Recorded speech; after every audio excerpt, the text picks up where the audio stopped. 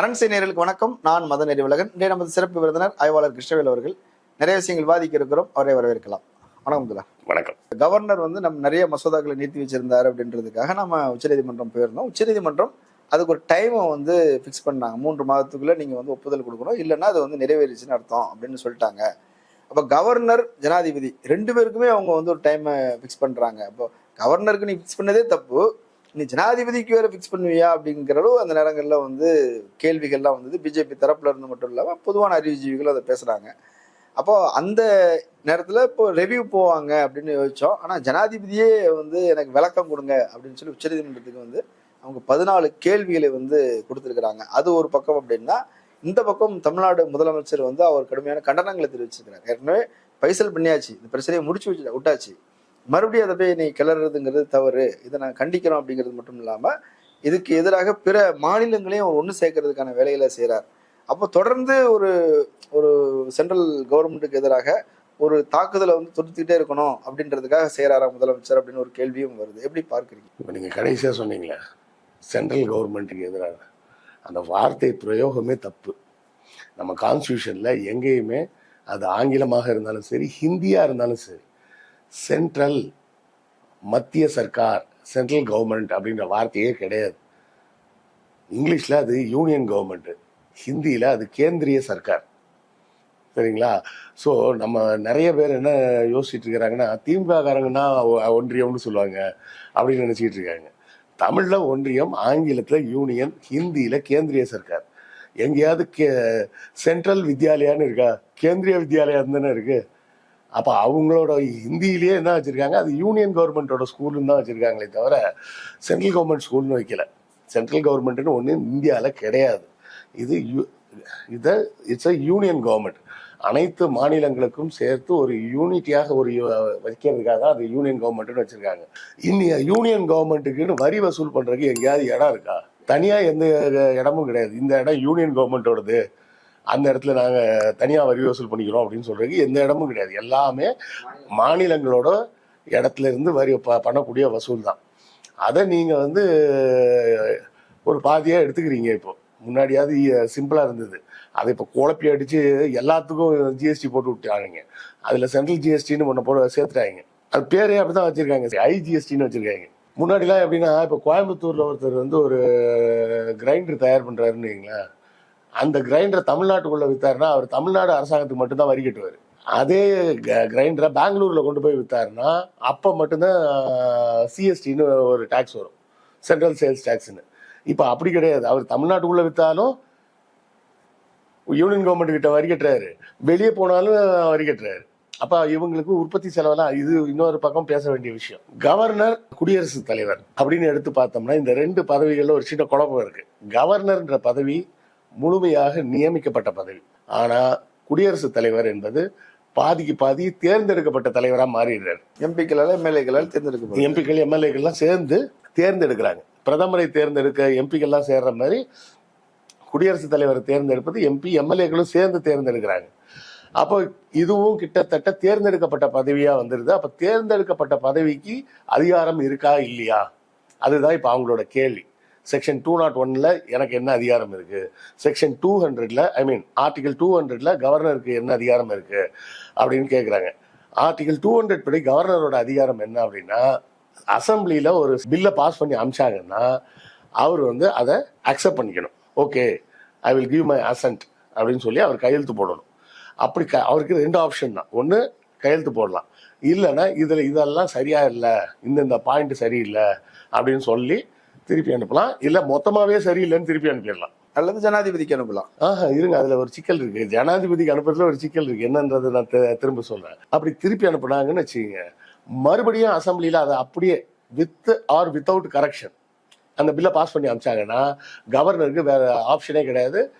அவர் அதை அக்செப்ட் பண்ணி தான் ஆகணும். இப்போ இந்த குடியரசுத் தலைவருக்கு அனுப்புறது இருக்கு பார்த்தீங்களா, குடியரசுத் தலைவருக்கு எப்போ அனுப்பலாம்னா, என்கிட்ட நான் தான் கவர்னர், என்கிட்ட ஒரு பில்லு வருது, இதை பற்றி எனக்கு பிடிக்கல, இதை நான் கமெண்ட் பண்ணவும் விரும்பலை, திருப்பி அனுப்பவும் விரும்பலை, ஆனால் இதை பாஸ் பண்ண நான் விரும்பலை அப்படின்னா என்ன பண்ணணும், நேராக குடியரசுத் தலைவருக்கு அனுப்பிச்சிடணும். நான் இங்கேருந்து திருப்பி அனுப்புகிற பில்லை பாஸ் பண்ணி அனுப்புகிறாங்கல்ல 2வது வாட்டி, அதை நான் குடியரசுத் தலைவருக்கு அனுப்ப முடியாது.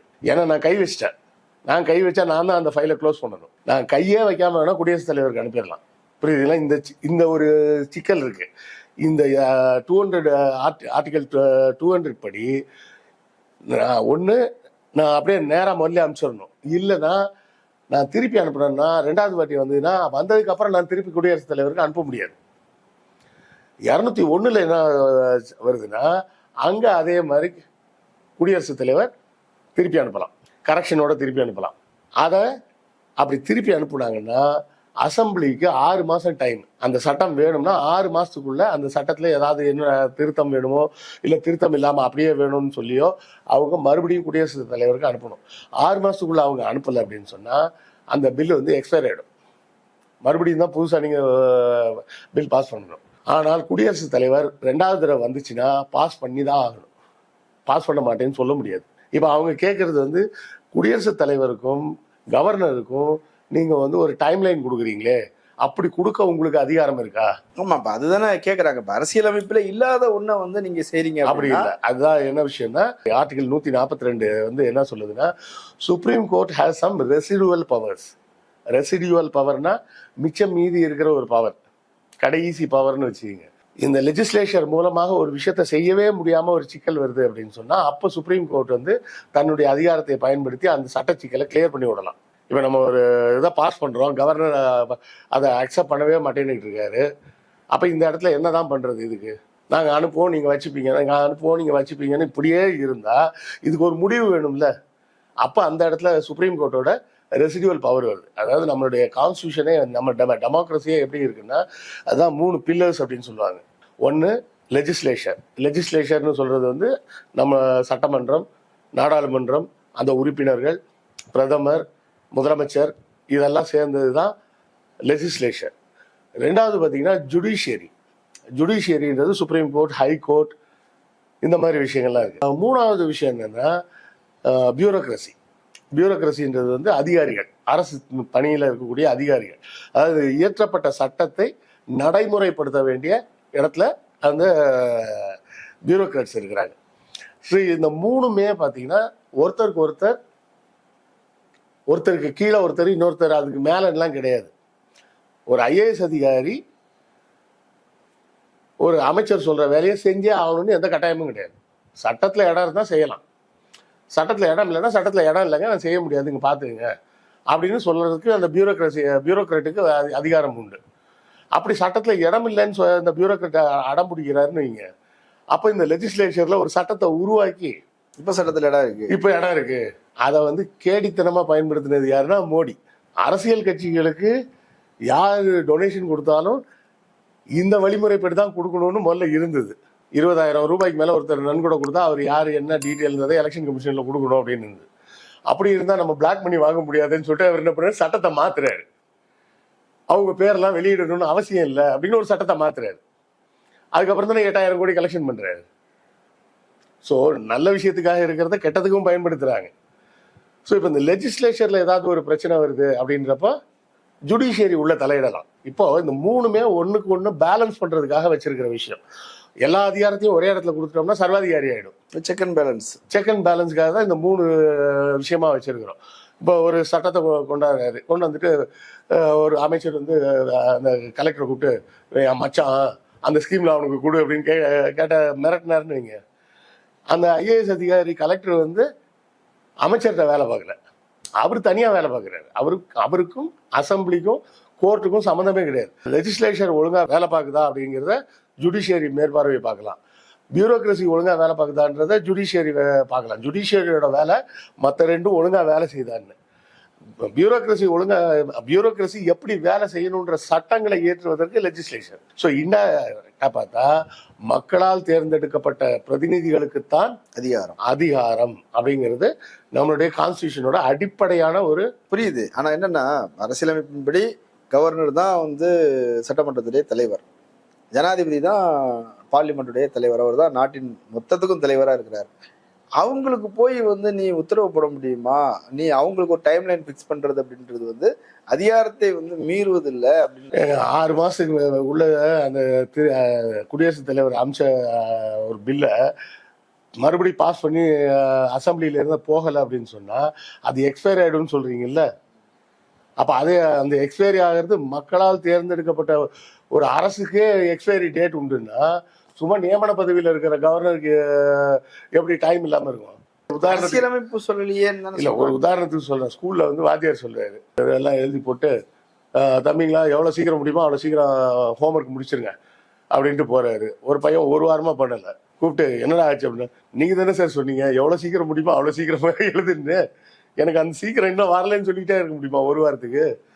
அப்ப அந்த இடத்துல மண்டையில கொட்டுறதுக்கு ஒரு ஆள் வேணும்ல. எல்லாத்துக்குமே ஒரு டைம் லைன் வேணும். ஒரு பீரியட்னா இவ்வளவு நேரம், எக்ஸாம்னா இவ்வளவு நேரம், எல்லாத்துக்குமே டைம் லைன் வேணும்னா ஒரு வருஷம் தேர்வுன்னா அது இவ்வளவு காலம். ASAP அப்படின்னு சொல்றாங்க. as soon as possible அப்படின்னா என்ன அர்த்தம்?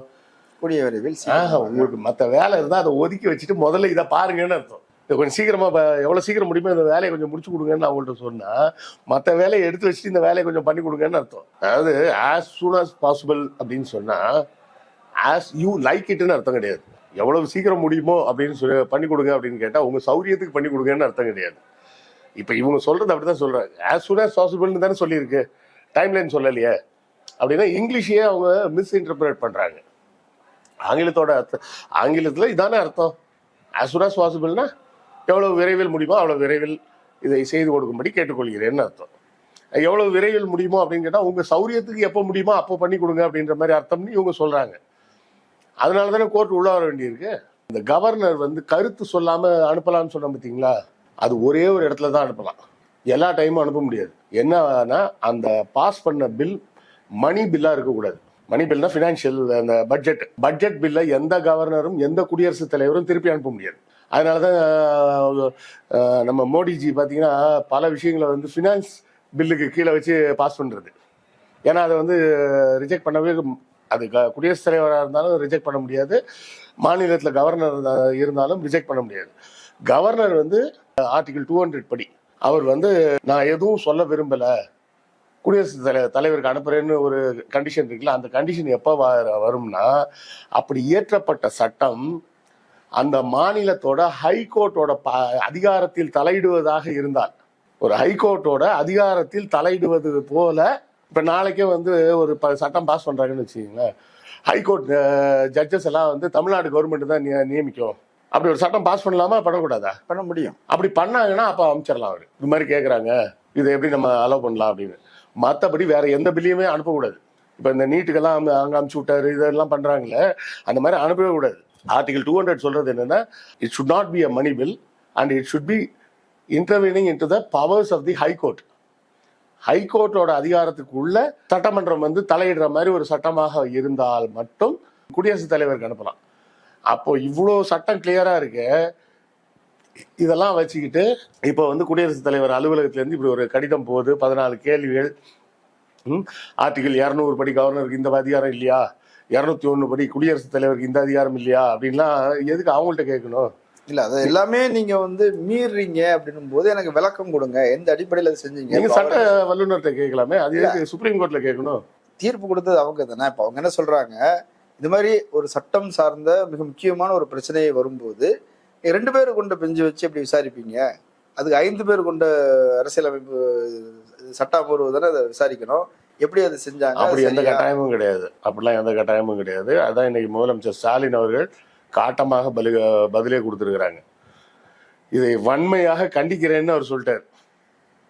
இப்ப அடுத்தால கேள்வி வரும், ஒரு குடியரசுத் தலைவரை பார்த்து வன்மையாக ஒரு முதலமைச்சர் கண்டிக்கலாமா அப்படின்ட்டு வருவாங்க. அதெல்லாம் தெரியாம அவர் அந்த அறிக்கையை கொடுத்துருக்க மாட்டார்.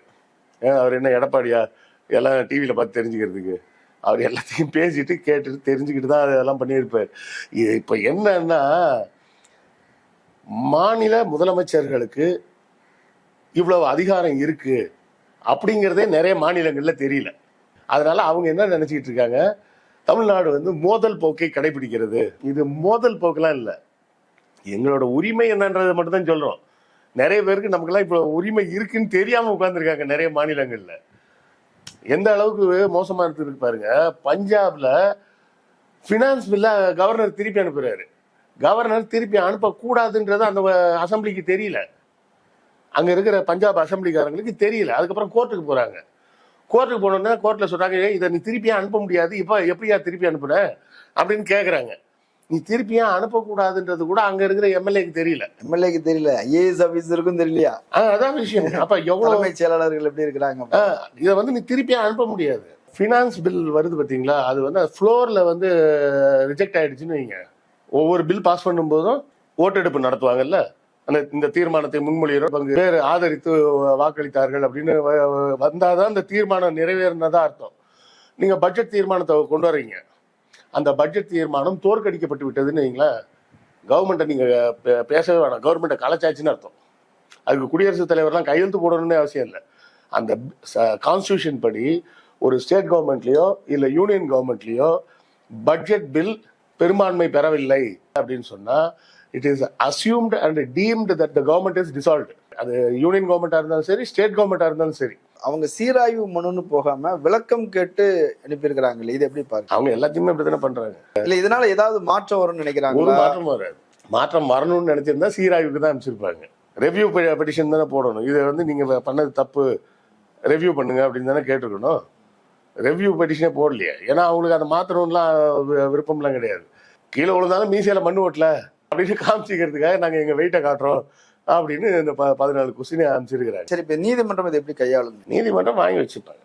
நீங்கள் எப்படி வாங்கி வச்சுக்கிறீங்களோ அதே மாதிரி வாங்கி வச்சுப்பாங்க. அவங்க செய்ய முடியாது இல்லையா? அப்போ அவங்க பதில் சொல்லணும்ல. அப்படிலாம் எந்த கட்டாயமும் கிடையாது. நீங்கள் ரெவ்யூ பெட்டிஷன் போட்டிங்கன்னா வேணா அந்த பெட்டிஷனுக்கு பதில் சொல்லி ஆகணும்.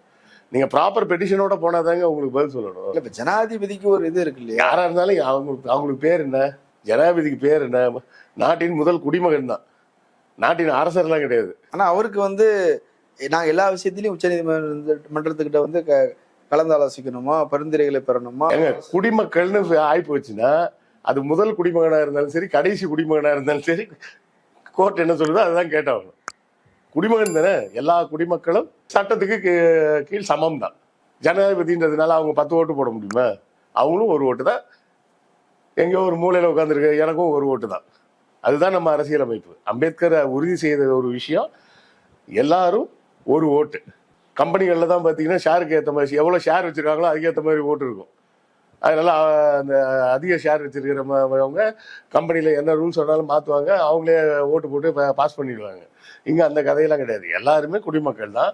அப்படி இருக்கும்போது கோர்ட்டின் முன்னாடி எல்லாருமே சமம் தான். நீங்கள் ப்ராப்பர் ப்ராசஸில் நீங்கள் ரெவ்யூ பெட்டிஷனாக கொடுத்துருந்தீங்கன்னா அவங்க அதுக்கு பதில் சொல்லுவாங்க. இதுக்கு பதில் சொல்லணும்னு அவசியம் கிடையாது. சுப்ரீம் கோர்ட்டு பதில் சொல்லலாம், சொல்லாமலும் இருக்கலாம். அது அவங்க சௌரியம். நிறைய தகவல்களை சொல்லியிருக்கிறீங்க. மக்கள் அதை பரிசீலிக்கட்டும். கலந்து கொண்ட கருத்துக்களை பகிர்ந்தமைக்கு நன்றி. நன்றி. நேரில் மற்றொரு விருந்தினருடன் மீண்டும் சந்திக்கலாம். நன்றி. அரண்சை நண்பர்களுக்கு வணக்கம். அரண்சை ஊடகம் சுயேட்சையாக இயங்குவதற்காகவே உருவாக்கப்பட்டது. நாம் செய்கிற வேலை உண்மையிலேயே மக்களுக்காக செய்கிறோம் என்பதை நீங்கள் நம்பினால், வாய்ப்பு இருந்தால் இந்த ரேசர் பே கியூஆர் கோடுக்குள்ளே நீங்கள் வந்து அதை ஸ்கேன் பண்ணி எங்களுக்கு உங்களால் இயன்றதை, விருப்பம் இருந்தால் ஆதரவு தெரிவிக்கலாம்.